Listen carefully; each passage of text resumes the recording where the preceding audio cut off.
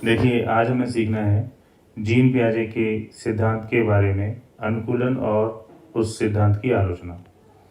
Gene पियाजे का जो सिद्धांत है, जो कि बच्चों के संज्ञानात्मक विकास के बारे में है, तो उस सिद्धांत में जीन पियाजे का ये कहना है कि बच्चे अपने संज्ञान का विकास, बच्चे अपने मानसिक विकास में अनुकूलन नामक प्रक्रिया का उपयोग करते हैं।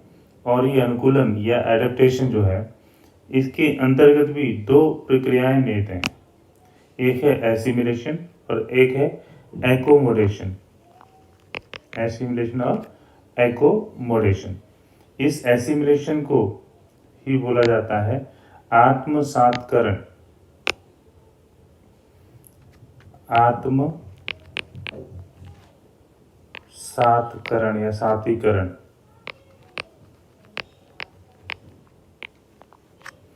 और कभी कभी एक और शब्द आता है इसके लिए, सम्मिलन। सम्मिलन माने मिला लेना, है ना, सम्मिलन। और ये जो एकोमोडेशन है, इसके लिए जो शब्द आता है वो है समायोजन। समायोजन, ठीक है।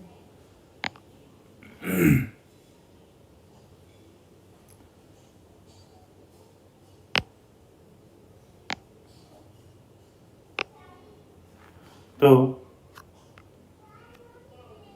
ये जो एडेप्टेशन है, इसमें बच्चे जो अपनी, इसके द्वारा जब बच्चा अपनी संज्ञान का विकास करता है, निर्माण करता है, तो उसमें क्या करता है, इन दो प्रक्रियाओं का वो प्रयोग करता है। और इन प्रक्रियाओं का प्रयोग करके करता क्या है, ये समझिए। इन प्रक्रियाओं के प्रयोग से वो स्कीमा का निर्माण करता है। स्कीमा,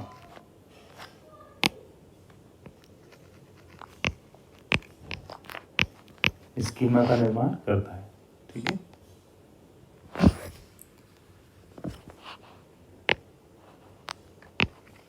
ठीक, अब ये स्कीमा में क्या होता है, स्कीमा क्या होता है आप उसको समझ लीजिए, ये जानना आवश्यक है, ठीक है। SCHEMA।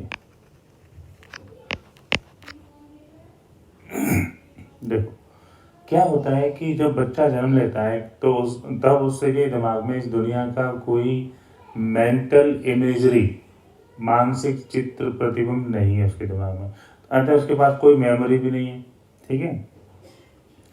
अब जो भी इंफॉर्मेशन उसे मिल रही है इस दुनिया के बारे में, वो प्रत्येक इंफॉर्मेशन की, प्रत्येक कॉन्सेप्ट की एक स्कीमा बनाता है अपने दिमाग के अंतर्गत। आप ऐसे मान लीजिए कि एक अलमारी है, तो आप लाइब्रेरी में जाएंगे तो आपको सारी बुक्स एक अलमारी में व्यवस्थित रखी मिलेंगी, है ना। और उस अलमारी पे बुक्स मार्किंग होती है ना, कि कौन से सब्जेक्ट की बुक्स हैं उसके अंदर, है ना, सब्जेक्ट लिखा रहता है ना। और बुक्स भी उसमें इस तरीके से लिखी रहती है कि उनका जो नाम है बुक का, राइटर का, वो इस तरफ हमें दिखाई देता है, ठीक है। तो उस बुक को ढूंढ पाना बहुत आसान हो जाएगा, ठीक है। आप जाओगे, सिंपली लाइब्रेरियन के पास गए कि मुझे सर ये सब्जेक्ट की, ये टॉपिक पे या ये वाली बुक चाहिए, वो उस संबंधित जो सेक्शन बना होगा लाइब्रेरी के अंदर जहाँ उस विषय की बुक्स होंगी, वहाँ जाएंगे, वो अलमीरा, वो बुक रैक ढूंढेंगे जहाँ वो बुक होती है, और वहाँ पर नाम पढ़ते हुए और आसानी से उसे ढूंढ के ला के दे देंगे। यही प्रक्रिया इसमें चलती है। हम क्या करते हैं, जितने भी हमारी वस्तुएं या कॉन्सेप्ट इस दुनिया में मौजूद हैं, जो हम सीखते हैं, जैसे जैसे हम सीखते जाते हैं वैसे वैसे उनको हम सिस्टमेटिकली अपने दिमाग में अरेंज करते जाते हैं, और उसे ही हम स्कीमा कहते हैं। कैसे कहते हैं, मान लो अब जैसे आप बहुत सारे जानवरों के बारे में जानते हो। कौन सा जानवर, जैसे मैं बोलूँ यदि कुत्ता, तो जैसे ही मैंने कुत्ता बोला या मैं बोलूँ बिल्ली, तो आपके दिमाग में एक इमेज आई, ठीक है, एक मानस चित्र आया, और उस मानस चित्र के साथ कुछ गुणों की भी एक मेमोरी, एक ध्यान, एक स्मृति आपको आती है। जैसे भौंकना तो कुत्ते से संबंधित है ना। जैसे ही मैंने भौंकना बोला तो आपके दिमाग में भौंकते हुए कुत्ते का इमेज भी आया हुआ, ठीक है ना। तो ये क्या करते हैं, हम दिमाग में इन चीज़ों को बहुत ही व्यवस्थित तरीके से रखते हैं, है ना। आप यही मान लीजिए कि बहुत बहुत सारी अलमारियां आपके दिमाग में बनी हुई हैं, जिनमें आप बहुत सारी अलमारियों पे अलग नेमिंग है। जैसे मान लो ये वो अलमारी जिसमें हमें जानवरों से संबंधित जानकारियां रखी हुई, ठीक है। अब जानवर तो कई प्रकार के होते हैं, तो उनमें भाई पक्षी हैं, उनके लिए मान लो एक अलग वो बना हुआ है खाना, जिसके अंदर कई प्रकार के पक्षियों की फोटो और उनकी समझ हमने व्यवस्थित कर ली, है ना। बहुत सारे जानवर में जैसे कुत्ते भी कई तरह के होते हैं ना, अलग अलग ब्रीड के होते हैं, है ना। घोड़े कई प्रकार के होते हैं, हरे भी घोड़े अलग होता है ना। ऐसे ही हर प्रकार के जानवर के लिए आपने एक अलग सेट ऑफ एक स्थान बना रखा है जहाँ वो व्यवस्थित है। अब देखिए, मान लो आपको एक नया जानवर देखा, आपने कभी नहीं देखा है, ऐसा जानवर आपने कभी देखा नहीं, तो आप क्या करते हो, आपके दिमाग में क्या प्रक्रिया चलती है। हमारे दिमाग में प्रक्रिया ये चलती है कि जो हमारे पास इन्हीं को स्कीमा बोलते हैं, वो ये स्कीमा, कुत्ते का स्कीमा, पक्षी का स्कीमा। अब एक और अलमारी चलो उदाहरण ले लीजिए, है ना, कि एक और भी है ना, दुनिया में तो बहुत सारी जानकारियां हैं। मान लो ये फर्नीचर से संबंधित है अलमारी आपकी, है ना। इस मतलब मैं आपको समझाने के लिए बता, ऐसे अलमारी बनी नहीं रहती आपके दिमाग में, मतलब व्यवस्थित होती है सूचना। अब ये फर्नीचर, तो भाई फर्नीचर में टेबल कई तरह के डिजाइन की हो सकती है, सोफा कई तरह के डिजाइन का हो सकता है, पर इन जितने भी होंगे उन सब की आप की स्कीमा को आपने इस जगह रख दिया है ना। तो ठीक ऐसे ही आपने जैसे कोई नया जानवर देखा, आपने जितने भी कुत्ते आप देखे हैं, जो जानते हैं आप, मान लो कोई एक ऐसा कुत्ता आप अचानक देखने को मिल जाए जो ठीक वैसा नहीं है, बट आप फिर भी पहचान लगोगे ये कुत्ता है, क्योंकि उसकी बहुत सारे कॉमन चीजें, सिमिलर गुण जो आपको उसमें दिखेंगे, और उन गुणों के आधार पर उसे कुत्ते के रूप में वर्गीकरण कर दोगे। ये जो अभी जो प्रक्रिया हुई है, इस प्रक्रिया में आत्मसातकरण और समायोजन वाली प्रक्रियाएं चलती हैं। कैसे चलती हैं, जैसे मान लो कोई ऐसा जानवर है जो आपने कभी देखा ही नहीं, ठीक है, तब क्या होता है ना। तो आप उसको ढूंढते हो, अपने पास जो ये स्कीमाओं का भंडार है ना दिमाग में, उसमें मिलान करते हो कि किससे मिल रहा है ना। अगर मान लो उसके कुछ गुण घोड़े जैसे मिले, है ना, एग्जैक्टली वो घोड़ा ही है, आपने घोड़ा देखा, तो घोड़े का स्कीमा आपके पास है, तो वो मिल जाता है, मैच हो जाता है आपके दिमाग का स्कीमा और वातावरण में जो आपने देखा एक घोड़ा, ठीक है, और आपके दिमाग में स्कीमा है घोड़े का, ये मैच हो जाता है, इक्वल हो जाता है। इसी इक्वल होने को ही हम साम्य धारण होना या इक्विलिब्रेशन होना बोल रहे हैं, साम्य धारण हो जाना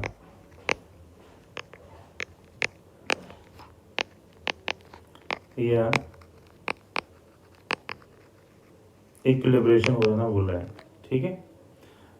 अगर मान लीजिए ये इक्वल हुआ, यानी वो आप जो कुछ भी जानवर है, ऐसा कोई एग्जैक्ट डिट्टो ऐसा स्कीमा आपको नहीं मिला, तो आप क्या करोगे, फोर्स फिट करते हो, यानी जिसमें मैक्सिमम सिमिलरिटी होगी उसमें आप फोर्सली फिट।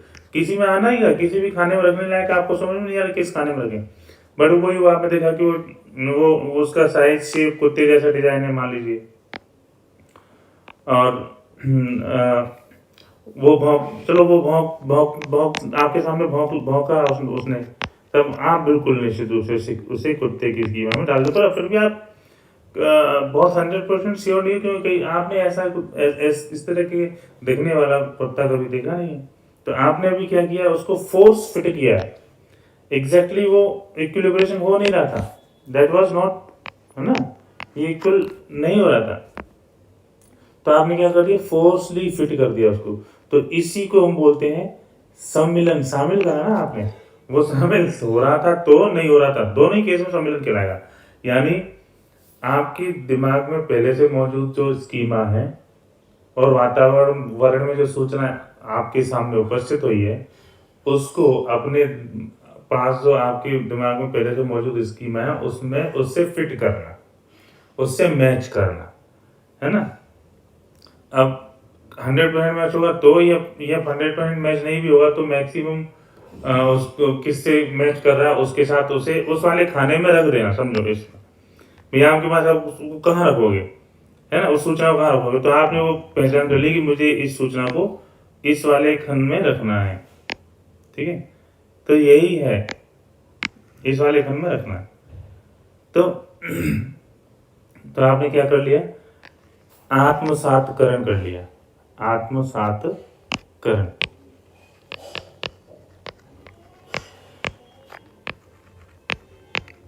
या सम्मिलन कर लिया, सम्मिलन कर लिया, या एसिमिलेशन कर लिया, बात एक ही, कुछ भी बोले अपन, ठीक है। अब जब जब बिल्कुल एग्जैक्ट मैच हो रहा था तब तो आपको अपने पहले से मौजूदा स्कीमा में कोई परिवर्तन नहीं करना है, लेकिन हमेशा ऐसा नहीं होता। आप अपनी नॉलेज का आपकी तक जितने भी आपके पास आपकी समझ विकसित हुई है, तो वो तो अगर मान लो कभी द्वंद्व वाली परिस्थिति यानी ऐसी परिस्थिति कि वो मैच नहीं हो रहा, ये नहीं आती, तो आपके पास इतने सारे स्कीम इतनी सारी नॉलेज होती ही नहीं, इतने सारे कॉन्सेप्ट नहीं होते। तो इतने सारे कॉन्सेप्ट कब हुए, जब डिसइक्विलिब्रेशन होता है, जब इक्विलिब्रियम स्थापित नहीं होता है, यानी डिक्टो वैसी सूचना आपके सामने उपस्थित नहीं है, परिस्थिति वैसे नहीं है जैसे कि स्कीमा आपके पास मौजूद है। तो आप क्या करोगे, अपने मौजूदा स्कीमाओं में संशोधन करोगे। अपने पास जो मौजूदा आपके पास जो मौजूदा स्कीमा है उनमें संशोधन आप करेंगे।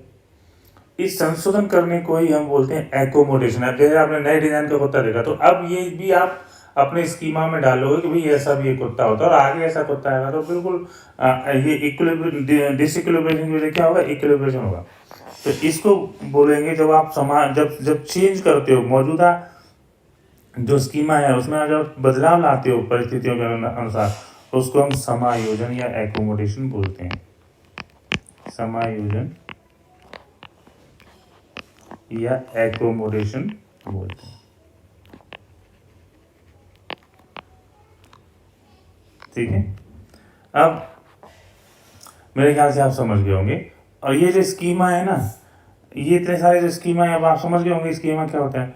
ये स्कीमाओं की डेफिनेशन भी एग्जाम में आती है, तो वो एक्चुअली क्या है, इनको जो ऑप्शन आता है कि उसमें चिंतन का निर्माण प्रखंड ऐसा आता है।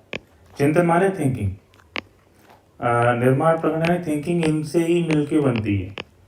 प्रखंड बोलो या खंड, प्र हटा दो तो खंड, मतलब उसका कई सारे खंड मिल जाएंगे तो चिंतन का निर्माण होगा।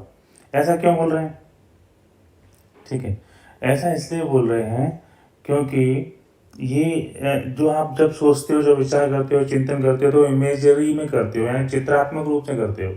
और वो जो है इन्हीं स्कीमा के माध्यम से ही आप चिंतन करते हो। अगर आपके पास स्कीमा नहीं है या कॉन्सेप्ट नहीं है तो आप चिंतन किससे करोगे, है ना। तो इसलिए इसको चिंतन के निर्माण प्रखंड बोलते हैं, या इनसे ही माध्यम से ही हम चिंतन कर पाते हैं, है ना। अब दूसरी बात, जो अंतिम टॉपिक है, बात है इस जीन प्याजे के सिद्धांत में, वो है इस सिद्धांत की आलोचना।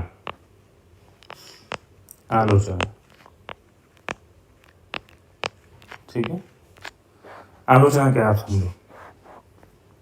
देखो पहली बात तो ये है कि जीन प्याजे ने ये जो सिद्धांत दिया है उसमें, देखो मैंने आपको बताया था कि एक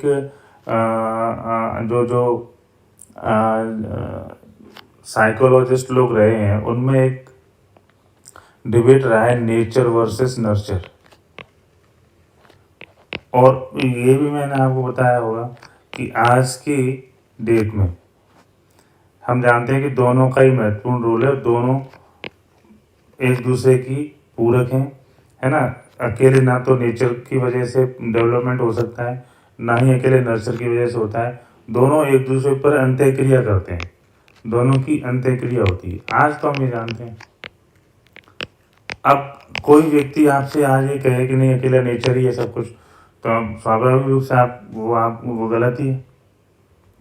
तो इस सिद्धांत में भी यही हो रहा है, ये जो सिद्धांत है इसमें यही हो रहा है। देखो क्या हो रहा है, उन्होंने क्या कहा कि जब बच्चा पहली अवस्था में है ना, 0 से 2 वर्ष का, तो बच्चे के अंदर ये विकास हो जाएगा। जब बच्चा दूसरी अवस्था में है 2 से 7 वर्ष का, तो उसके अंदर ये विकास हो जाएगा। और जब वो बच्चा तीसरी अवस्था में 7 से 11 वर्ष, तो बच्चा के अंदर ये ऐसा विकास होगा। और जब चौथी अवस्था में है बच्चा 11 से अधिक, तो बच्चे में अंदर ऐसा ऐसा विकास होगा। कहीं भी वातावरण की बात आई है यहाँ पर, है ना। ये क्या है, नेचर नर्चर क्या है, प्रकृति और पोषण। नेचर माने प्रकृति और नर्चर माने पोषण।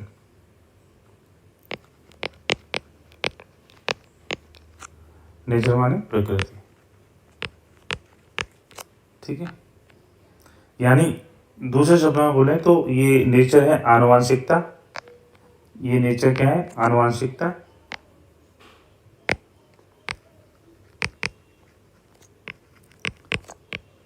और नर्चर है वातावरण, वातावरण, ठीक है। तो क्या नेचर की वजह से या प्रकृति की वजह से या आनुवांशिकता की वजह से सारा विकास हो जाएगा? आप जानते हैं ऐसा तो नहीं है ना। लेकिन इसमें तो यही हो रहा है कि एक उन्होंने बताया कि 4 अवस्थाएं हैं और इस आयु में बच्चा ऐसा ऐसा विकसित हो जाएगा। तो ये तो कहीं भी इसमें वातावरण की बात नहीं हुई है, ये तो पूरी तरह प्रकृति, आनुवांशिकता या नेचर पर चल रहा है। तो यहाँ ये अधूरी बात ये हुई कि ये वातावरण को महत्व देने में असफल रहे। ये उसको भाई बच्चे के विकास में वातावरण की भी एक महत्वपूर्ण भूमिका है ना, वो नहीं इस सिद्धांत में कहा गया, ठीक है। दूसरी आलोचना समझिए आप, यह इसी आलोचना का हम बताएं ना, वो आगे वाइगोत्स्की आप पढ़ोगे, है ना। वाइगोत्स्की जो बताएंगे सिद्धांत, तो आपकी जो अभी तक जो सीख रहे थे सिद्धांत में, आप बिल्कुल आंखें खुली की खुली रह जाएंगी। वाइगोत्स्की कहते हैं कि बच्चा समाज से सीखता है। यहाँ तो इस सिद्धांत में पूरा बात ये आ रही है कि बच्चा खुद क्रिया करता है अपनी इंद्रियों के माध्यम, तो पहली अवस्था में इंद्रियों के माध्यम से सीखता है, और उसकी अंदर से ही जो उसकी जो एक्टिविटी होती है, जो उसका यानी विकास की प्रेरणा अंदर से आती है, अंदर से इंटरनल है, और बच्चा अपनी एक्टिविटीज के द्वारा सीखता जाता है। वाइगोत्स्की ये कहेंगे कि बच्चा जो कुछ भी सीखता है वो समाज से सीखता है, यानी बाहर से आ रहा है। सीखने का जो प्रेरणा है वो बाहर से है ना, और उस समाज के अनुसार उसके संज्ञान का विकास, उसका बौद्धिक स्तर का विकास, उसकी समझ का विकास होता है, ठीक है। और देखो, जब यहाँ पर एक्टिविटी ही सब कुछ है, भाषा इतनी महत्वपूर्ण नहीं है, समाज से तो अंतःक्रिया करनी नहीं है प्याजे के सिद्धांत में। वाइगोत्स्की सिद्धांत में वो बहुत बड़ा रोल होगा भाषा का, है ना। तो समाज और भाषा का रोल यहाँ पे बिल्कुल नहीं उन्होंने काउंट किया है प्याजे ने, जबकि होता है बच्चे की सीखने में समाज का और भाषा का बहुत महत्वपूर्ण योगदान होता है। तो कुल मिला के बात यह है कि ये इस सिद्धांत की एक आलोचना थी। दूसरी आलोचना ये है कि जो ये है ना, ये जो इन्होंने अवस्थाएं बताई हैं, ये भी एक आलोचना है, क्योंकि आज हम जानते हैं कि विकास तो निरंतर होता है, और अवस्थाएं बताने का मतलब ये कि स्टेज बाय स्टेज, है ना, चरण होते हैं। इसका मतलब है कि विकास इस स्टेज तक हुआ, फिर थोड़ा रुक जाएगा, फिर अगली स्टेज आएगी, फिर स्टॉप होगा, फिर अगली स्टेज आएगी। जबकि आप जानते हो विकास तो निरंतर होता है ना। विकास ऐसे सीढ़ी दर सीढ़ी रुक रुक के नहीं होता है ना। तो ये बात गलत है, विकास तो निरंतर होता है, और ये एग्जाम में भी आया है, ठीक है। विकास तो निरंतर होता है, तो ये ऐसे निरंतर होना था, ऐसा स्टेज बाई स्टेज नहीं होता। आज हम जानते हैं बात, ठीक है। तो एक ये बात हो गई। फिर तीसरी बात यह है कि लोगों का ये कहना है कि देखो, इन्होंने जो ये करा ना, ये थ्योरी जो दी है, ये कोई साइंटिफिक एक्सपेरिमेंट की बेसिस पे नहीं दी है, साइंटिफिक मेथड्स यूज नहीं करी है। इन्होंने क्या करा, इनके खुद के बच्चे, इनके नेफ्यू, और बच्चे भी ज़्यादा हैं, थोड़े से बच्चे, बहुत ही कम संख्या में बच्चे, और उन्होंने जो उनकी रीच में थे उन बच्चों को लिया और उन पर कुछ टास्क दिए, उनको टास्क करने के लिए कुछ एक्टिविटीज़ करने को दी, और उन एक्टिविटीज़ में जो बच्चों ने परफॉर्म किया उसके आधार पर उन्होंने ये सारा सिद्धांत दे दिया। तो इसमें कमी ये है कि आपने पहली बात तो जो बच्चे लिए वो उच्च आय वर्ग के बच्चे थे अधिकांश, उच्च आय वर्ग, जबकि देखो दुनिया में जो बच्चे हैं बहुत आय नहीं, आय माने इनकम, उच्च आय वर्ग के बच्चे थे अधिकांश थे। जबकि दुनिया में तो भैया बहुत गरीब देश हैं, बहुत गरीब बच्चे हैं, किसी एक देश में ही बहुत डाइवर्सिटी होती है, बहुत अमीर बच्चे ऐसे परिवार भी हैं जो बहुत सक्षम है, और बहुत ऐसे परिवार भी हैं जो जहाँ दो दूध की रोटी मौजूद नहीं है। तो क्या ज़रूरी है कि वो दोनों बच्चे एक ही प्रकार से उनके संज्ञानात्मक विकास के चरणों से गुजरें, है ना? संभव ऐसा ना हो। तो इस बात पे आलोचना की गई कि भाई आपका जो सैंपल साइज था, सैंपल साइज माने जितने बच्चे आपने लिए, पहले तो सैंपल साइज ही बहुत छोटा है, हाँ। आप इतने सारे दुनिया के करोड़ों बच्चों के बारे में आपको एक थ्योरी दे रहे हो, तो ठीक ठाक साइज सैंपल साइज होना चाहिए। गिने चुने 2-4 बच्चों के अध्ययन से काम नहीं चलेगा। दूसरी बात, ये सैंपल भी ठीक नहीं है क्योंकि उसके अंतर्गत विविधता नहीं है, सैंपल में विविधता होनी थी ना। तीसरी बात, इन्होंने क्या करा भाई, कोई मेथड नहीं है साइंटिफिक मेथड, इन्होंने क्या करा, बच्चों से क्वेश्चन पूछ रहे हो, आप कुछ टास्क दे रहे हो, एक्टिविटी दे रहे हो, करवा रहे हो, अब उसमें जो बच्चे बता रहे हैं उसका जो आप डिस्कस निकालो, तो उसकी कोई साइंटिफिक मेथड नहीं, वैज्ञानिक तरीका नहीं है, ठीक है, अनुभवजन्य तरीका है ना ये तो। हालांकि अनुभव जो है वो बहुत जरूरी है, लेकिन अनुभव के बाद उसको डॉक्यूमेंट साइंटिफिक रूप से प्रूव भी तो करना पड़ेगा, वैज्ञानिक तरीके से उसको सिद्ध भी तो करना पड़ेगा। एक और महत्वपूर्ण इनकी जो आलोचना है वो ये है कि भाई इनके जो टास्क जो इन्हें डिवाइस जो बनाए थे वो काफ़ी कॉम्प्लेक्स थे। तो लोगों का कहना था कि हो सकता है कि आप जो चाह रहे हो करवाना, वो टास्क बच्चों को समझ में नहीं आ रहा क्या करना है, तो वो आंसर आपके हिसाब से तो जो आप एक्सपेक्ट कर रहे हो वो तो नहीं मिलेगा आपको। तो यहाँ भी ये भी आलोचना का महत्वपूर्ण बिंदु है। तो ये कुछ इम्पोर्टेंट आलोचनाएं थी इस सिद्धांत की, है ना। लेकिन उन आलोचनाओं के बावजूद भी ये बहुत ही महत्वपूर्ण सिद्धांत है। एक नई समझ हमें मिली बच्चों के सीखने के बारे में, और पेडागोजी में ये बहुत ही यूज़ आता है हर जगह। सबसे महत्वपूर्ण बात जो समझ में आई है वो आई है रचनावाद या बच्चे ज्ञान के सक्रिय निर्माता। यही की पॉइंट है, बच्चे ज्ञान के सक्रिय निर्माता होते हैं। सक्रिय निर्माता होने का मतलब ये है कि वो खुद खोजबीन करके सीखते हैं, निर्माता होते हैं। ये जो मैं लाइन बोल रहा हूँ इसको रचनावाद कहते हैं। ये रचनावाद बार बार पेडागोजी में आएगा, मैं आज फिर बता रहा हूँ, बोल रहा हूँ आपसे, और बार बार बोलता रहूँगा, है ना। क्योंकि जब आप पेडागोजी पढ़ोगे तो ये रचनावाद पर ही सब कुछ टिका रहेगा। कंस्ट्रक्टिविज्म बोलते हैं इसको, कंस्ट्रक्टिविज्म, ठीक है। और बच्चे ज्ञान के सक्रिय निर्माता यदि हैं तो मतलब सूचनाओं का स्थानांतरण जो है, जो पुरानी कॉन्सेप्ट थी कि बच्चे तो निष्क्रिय ग्रहण करता है, सूचनाओं के निष्क्रिय ग्रहणकर्ता मात्र हैं, तो ये तो खारिज हो गई। बच्चे सूचना के निष्क्रिय ग्रहणकर्ता मात्र हैं, ये बात जो है वो खारिज हो गई।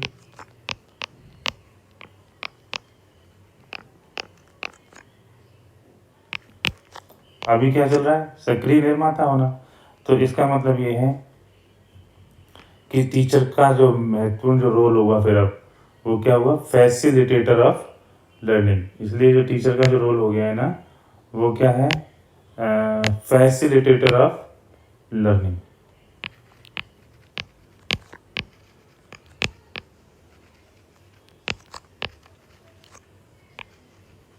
फैसिलिटेटर ऑफ लर्निंग का मतलब क्या हुआ, अधिगम का सुगम करता, अधिगम का सुगम करता माने सरल बनाने वाला, यानी ऐसी परिस्थितियां देने वाला जिससे बच्चा आसानी से सीख सके। बच्चों को सीखने के अवसर देने वाला होना ही टीचर का सबसे महत्वपूर्ण गुण है। ये सारे निष्कर्ष पे हम इस सिद्धांत के कारण ही पहुंचे। एक बात और है वो एक रह गई बात। देखो क्या है कि मैं कोई बहुत प्लानिंग से आजकल आपको नहीं पढ़ा रहा हूँ, कोई पेन पेपर या कोई नोट्स लेके नहीं बैठता हूँ और बस बैठ जाता हूँ और कुछ जो भी दिमाग में आता रहता है बस मैं आपको बताना शुरू कर देता हूँ। दूसरा क्या है कि मैं पढ़ाए हुए 2-2.5 साल पहले मैंने पढ़ाना छोड़ दिया था, तो वो भी एक गैप भी हो गया है। तो बिन गैप गैप लगातार क्लासेस चलती है तो सारी चीज़ें दिमाग में रहती हैं और उस क्रम नहीं रहती हैं। अभी क्या है 2.5 साल तक तो मैंने पढ़ाया नहीं, बंद है सब कुछ। अब पढ़ाना शुरू करा है तो मैं पहले से कोई प्रिपेयर करके नहीं आता हूँ, नोट्स वोट्स देख के नहीं आता हूँ, बस सिंपली बैठ जाता हूँ, शुरू कर देता हूँ। तो जो कुछ भी रिकॉल होता है वो मैं बताता जाता हूँ आपको। तो अभी क्या है ना कि जो चीज़ें हैं कभी कभी कोई पॉइंट मिस हो जाता है। तो अभी मुझे याद आया, आज मैं इस रिकॉर्डिंग करना सोच रहा था उससे पहले कि भाई एक कंजर्वेशन एक इम्पोर्टेंट कॉन्सेप्ट थी जो आपको मैंने अभी नहीं बताई, तो वो समझ लो।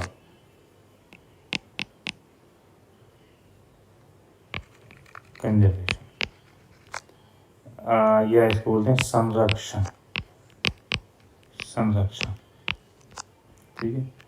और ये जो कॉन्सेप्ट है, ये जो समझ है बच्चों को, संरक्षण की जो समझ है, ये तीसरी अवस्था में आती है, थर्ड स्टेज, यानी दूसरी अवस्था में इसका अभाव रहता है ना। अगर हम बात करें सेकंड स्टेज की, सेकंड स्टेज का नाम अब आपको याद होना चाहिए ना, ये सारी चीज़ें। क्या देखिए, सेकंड स्टेज का नाम क्या था? प्राक संक्रियात्मक, पूर्व संक्रियात्मक। प्राक बोले या पूर्व बोले, बात है कि पूर्व संक्रियात्मक अवस्था, प्राक या पूर्व या प्री ऑपरेशनल स्टेज, ये ना दूसरी अवस्था का नाम, प्री ऑपरेशनल स्टेज। इस अवस्था में क्या होता है? संरक्षण का अभाव होता है, संरक्षण का अभाव यानी लैक होता है, लैक ऑफ कंजर्वेशन, इसको बोलते हैं लैक ऑफ कंजर्वेशन, ठीक है। अब मतलब क्या है? मतलब ये है कि कोई जो वस्तु है उसके अंदर उसकी संख्या या मात्रा जो है उसकी आकार बदल जाने से, उसका शेप बदल जाने से उसके अंदर निहित जो मात्रा है वो नहीं बदल जाएगी।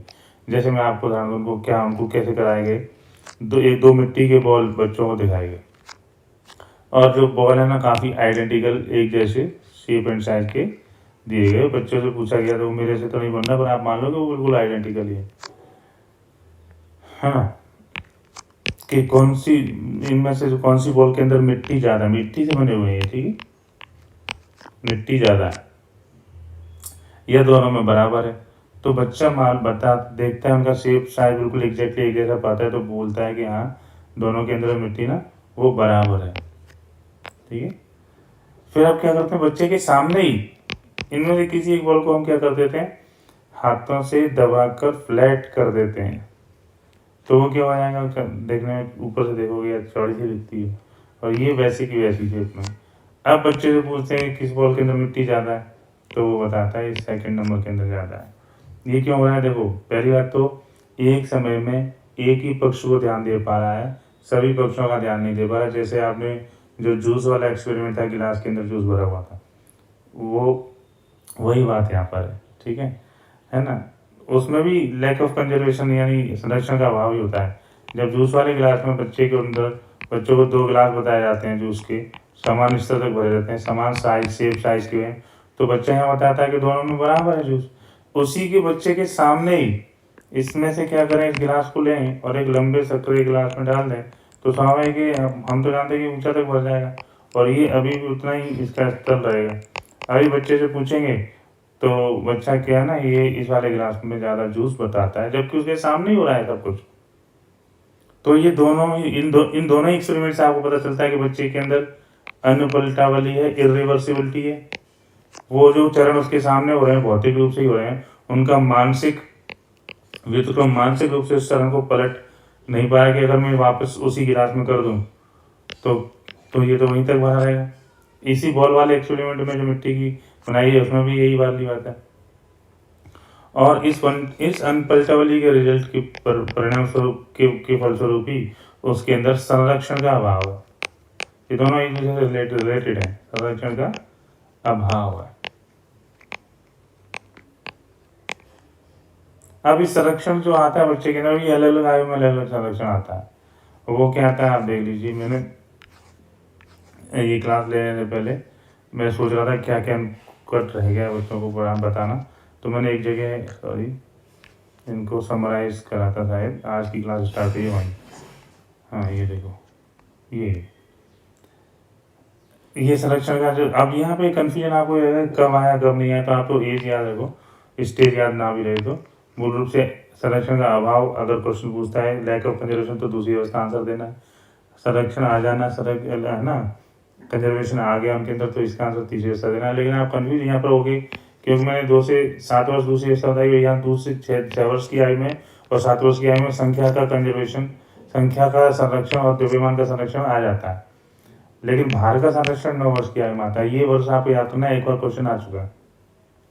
संख्या का मतलब जैसे दो संख्या का उदाहरण दूं आपको, क्या करो बच्चों की, बच्चे के सामने कॉइन्स रखे हुए मान लो 2 लाइन में आप रख दो, अलग अलग लाइन बना के। आप बच्चे से पूछोगे पहली लाइन में ज़्यादा कॉइन है या दूसरी लाइन में ज़्यादा कॉइन है, तो यहाँ बच्चा दोनों को बराबर बताएगा। अब आप क्या करो, जो दूसरी लाइन है उसमें जो कॉइन रखे थे आपने, उन कॉइन्स को थोड़ा सा दूर दूर रख दो। अब पूछो बच्चे से कि पहली लाइन में ज़्यादा कॉइन है या दूसरी लाइन में ज़्यादा कॉइन है, तो बच्चा आपको क्या लग रहा है क्या आंसर देगा? बच्चा यहाँ पे आंसर देगा दूसरी लाइन में ज़्यादा कॉइन है, जबकि कुछ नहीं किया आपने, उन्हीं कॉइन को थोड़ा दूर दूर रख दिया। ऐसा तभी होता है जब उसके अंदर संख्या का संरक्षण नहीं है। जब संख्या का संरक्षण आ जाएगा तो वो सिंपली उनको काउंट करेगा 1 2 3 1 2 3 फिर बता देगा ये तो दोनों बराबर है। और इसका प्रयोग कर रहा बहुत करा है मम्मियों ने बच्चों पर। कैसे? मामा के यहाँ बच्चा जाएगा, उसे मामा के 100 500 का नोट मिला, मम्मी उस बड़े नोट को ले लेगी और कोई छोटा 10 20 का नोट पकड़ा देगी, या 2 नोट पकड़ा देगी मान लो 10 10 के। तो बच्चा तो नहीं समझता इस बात को, ठीक है। अच्छा, बिस्किट में भी एक एक्सपेरिमेंट, एक इसका बिस्किट में भी एक्सपेरिमेंट है। क्या है, बच्चों को मान लो एक तरफ एक बच्चा बैठा लिया अपन, एक तरफ अपन खुद बैठ गए और बच्चे को हमने ब्रेड दे दी और अपन ने भी ब्रेड ले लिया। बच्चे से पूछे क्या दोनों के पास बराबर है ब्रेड, तो बच्चा आंसर देता है कि नहीं, आपके पास ज़्यादा है, आपके पास 1 और 2 है, मेरे पास ओनली 1 है। अब यहाँ बच्चे के सामने क्या करो, इस ब्रेड को तोड़ के 2 टुकड़े कर दो और अलग अलग रख दो दूर दूर, है ना, जैसे आपकी रखी हुई है ऐसे रख दो आप, ठीक है। और आपकी तो ब्रेड रखी थी, तो अभी आप पूछोगे तो बोलेगा हाँ क्या बराबर है। मतलब क्या, ऐसा क्यों हो रहा है? क्योंकि संरक्षण का अभाव है। तो शुरुआत में बच्चे के अंदर संख्या, द्रव्यमान या भार किसी भी प्रकार के संरक्षण का अभाव रहेगा, लेकिन जैसे वो उसकी एज प्रोग्रेस करेगी तो सबसे पहले संख्या का संरक्षण आता है उसके अंदर, फिर 7 वर्ष की अवस्था में द्रव्यमान का आता है, फिर आगे 9 वर्ष की अवस्था में, लगभग अप्रोक्सीमेट है, बिल्कुल एग्जैक्ट नहीं है, भार का संरक्षण आएगा। ठीक है, ये बात समझ आएगा। इसके साथ ही ये जो चैप्टर आपका जो जीन प्यारे का ख़त्म हो गया है। बाकी क्वेश्चन लगाएंगे तो वो सारी चीज़ें कभी भी थ्योरी पढ़ने से आप नहीं कवर हो पाती हैं। 70-80% 60% हो सकती हैं, बाकी जो 30-40% कवर करने का क्या तरीका, प्रीवियस ईयर क्वेश्चन लगाना, और उससे ही आपको पता चलेगा कोई पॉइंट रह गया तो क्या रह गया तो उसको कवर करना, और कैसे आखिर ये कॉन्सेप्ट को आप अप्लाई करोगे। तो वहाँ आप कुछ अपने स्तर पर लगाएं, कुछ समय मुझे मिलेगा तो मैं भी लगवा दूंगा। ठीक है, तो अभी के लिए इतना ही, धन्यवाद।